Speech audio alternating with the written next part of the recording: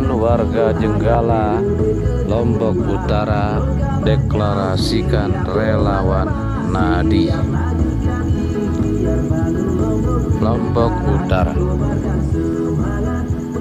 Pertarungan head to head antara petahana Dr. Haji Najmul Ahyar SH MH dan Dr. Haji Suwardi SH dalam paket Nadi vs Johan Samsu, mantan Bupati KLU pertama, dan Dani Carter dalam paket Joda kian hangat.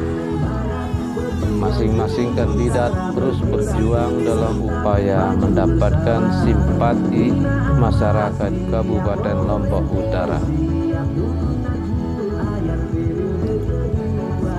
Pasangan Nadi yang mendapatkan dukungan penuh dari Desa Jenggala, Kecamatan Pemenang, dengan menggelar deklarasi dukungannya kepada Nadi yang dikukuhkan langsung oleh Dr. Haji Najmul Ahyar SHMH di hadapan ribuan tim relawan Jenggala yang tergabung dalam relawan Menggala Siap Bersatu, dan di hadapan para partai pendukungnya di lapangan Menggala, Lombok Utara pada hari Senin 31 Agustus 2020. Dengan kita bersama-sama mengucapkan basmalah bismillah. Najmul Ahyar yang mengaku putra asli Desa Menggala sebagai desa kelahirannya tersebut mengaku sangat terharu atas inisiatif yang digagas warga Menggala dengan pembiayaan swadaya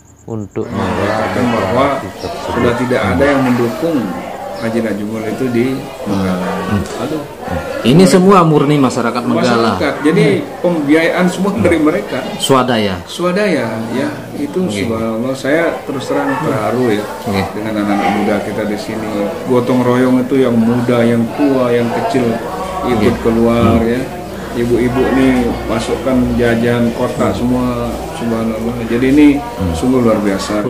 Terkait dukungan partai politik yang mengusung Nadi, Najmul menambahkan bahwa Nadi sudah mengantongi B1 KWK dari Partai Demokrat, Nasdem, PAN, Golkar. Berapa partai yang alhamdulillah yang sudah mengeluarkan B1 KWK sampai sekarang itu 6 partai. 5 ya, Pak. Demokrat, kemudian Nasdem, kemudian PAN, Golkar, kemudian P3, ada Hanura, ya, sekarang sudah. Kemudian juga hari ini kami berkomunikasi dan diundang oleh Partai Gelora. Ya. Sebagai kubu petahana, Najmul Ahyar tentu banyak menuai tudingan negatif, termasuk tudingan tentang memanfaatkan sejumlah ASN dan SKPD-nya dalam mendukung suksesinya. Yang ada seperti apa dia? Saya kalau dalam kapasitas sebagai PNS tentu nggak boleh saya manfaatkan mereka. Silakan Bapak cek di kantor-kantor ada enggak misalnya SKPD yang buat stiker untuk saya dengan biaya mereka. Saya enggak mau seperti itu. Ya persoalan mungkin ada di antara mereka yang mendukung secara pribadi, apa salahnya? Sepanjang dalam kegiatan-kegiatan apapun, ya, terutama yang berkaitan dengan perjuangan politik, saya tidak pernah melibatkan mereka. Tidak objektif kalau saya yang mengukurnya, ya. Silakan Anda lihat di lapangan pertemuan-pertemuan yang rendah ya di lapangan. Kemarin di Tanjung itu rencana kita ya menghadirkan hanya 300-400 orang, mungkin 3.000-an orang lebih, jadi padat sekali. Dan itu semua yang mereka datang dengan inisiatif sendiri. Kami tidak pernah mengundang misalnya masyarakat ini, lalu ini uang bensinnya sekian, alhamdulillah sampai sekarang belum pernah. Jadi mereka datang ke sini murni dengan sumber daya mereka sendiri. Inisiatif. Ya saya tentu saya harus menghargai ya sikap mereka, masyarakat. Ya, Anda lihat di sini kalau malam itu mungkin tidak pernah kurang dari 500-600 orang di rumah. Ya, di dapur penuh, di musola penuh, di sini penuh. Dan itu semua masyarakat yang datang sendiri ya ke tempat kita. Nampak tidak pernah ya artinya merekayasa mereka supaya datang, suruh tokoh ini ngajak, tidak pernah kita lakukan itu. Ya mereka datang sendiri.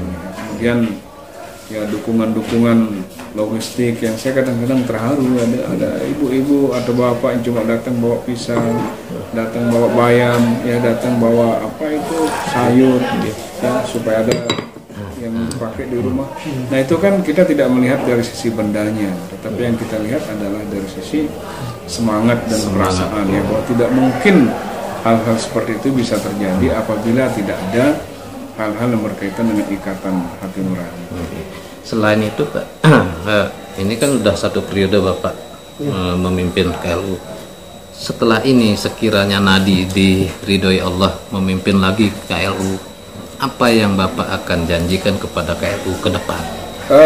Saya begini, saya tidak ingin banyak mendiskusikan misalnya kaitannya, apalagi kalau masyarakat misalnya mengatakan itu janji dan sebagainya, tidak. Tapi setiap pemimpin ya yang mau atau yang ikhlas untuk diberikan amanah, maka mereka harus punya rencana ya untuk daerah yang dipimpinnya. Kalau rencana saja tidak ada, ya kalau visi misi saja tidak ada, ya bagaimana kita mau memimpin daerah ini gitu. Nah sehingga kalau saya, karena ini adalah periode kedua saya, satu, saya akan melanjutkan apa yang baik, ya apa yang baik yang sudah saya lakukan dan dirasakan manfaatnya oleh masyarakat, kewajiban saya untuk melanjutkan. Kalau ada hal-hal yang kurang baik, maka kita akan perbaiki. Kalau ada hal-hal yang tidak baik, kita evaluasi, ya mana yang bisa kita lanjutkan, mana yang tidak. Ya tentu saja perspektif berpikir kita adalah kemaslahatannya untuk masyarakat semua. Ya kita sudah melakukan banyak sekali inovasi-inovasi di kesehatan, inovasi di pendidikan, inovasi di bidang sosial, ya yang dulu pada zaman pemerintahan sebelumnya tidak ada gitu. Ya saya tahu karena saya menjadi bagian pada saat itu. Saya adalah wakil bupati. Tidak ada inovasi-inovasi yang dibangun oleh ya kepemimpinan, tentu apalah saya seorang wakil bupati. Tapi begitu saya diberikan amanah, alhamdulillah saya melakukan terobosan-terobosan. Saya mengajak Polres berpikir boleh out of the box, ya berpikir di luar kebiasaan, ya yang ada sepanjang tidak melanggar undang-undang. Maka inovasi-inovasi dari dari dinas-dinas itu saya lombakan. Gitu. Alhamdulillah bisa kita lihat, ya di dinas pendidikan ada saber DO, di dinas kesehatan ada sabar gebuk itu untuk memberantas gizi buruk. Kemudian ada gerakan ini, gerakan itu, ya di setiap SKPD itu alhamdulillah banyak inovasi-inovasi yang dimunculkan. Ya, tetapi ingat ya bahwa kita ini diuji oleh Allah Subhanahu wa taala dengan gempa, ya dengan Covid, ya. Tetapi itu menjadi alat ukur apakah kemudian saya selaku pimpinan daerah bisa bertahan dalam kondisi seperti itu. Ya, apakah saya bisa masih melaksanakan tugasnya dengan baik? Ternyata alhamdulillah survei, salah satu lembaga survei kemarin menyatakan tingkat kepuasan masyarakat terhadap penanganan gempa itu sangat tinggi, termasuk terhadap penanganan Covid, ya. Pertama, yang kedua, kalaupun orang misalnya mengatakan kepada kami bahwa dana gempa misalnya bagaimana, dana Covid bagaimana, mungkin ada anggapan-anggapan yang berpikir negatif, kami tidak melaksanakan amanat dengan baik.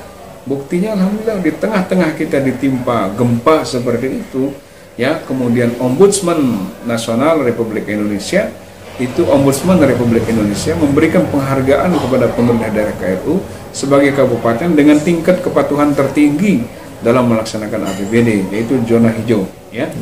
Yang awalnya kita zona merah, ya. Ya selama kepemimpinan sebelumnya pun kami masih zona merah. Ya alhamdulillah, ya walaupun dihempas dengan gempa seperti itu dengan Covid, ya saya sangat bersyukur. Birokrasi yang kompak di Lombok Utara telah melahirkan salah satu penghargaan Ombudsman Republik Indonesia sebagai kabupaten dengan tingkat kepatuhan tertinggi dalam menjalankan APBD-nya. Terima kasih.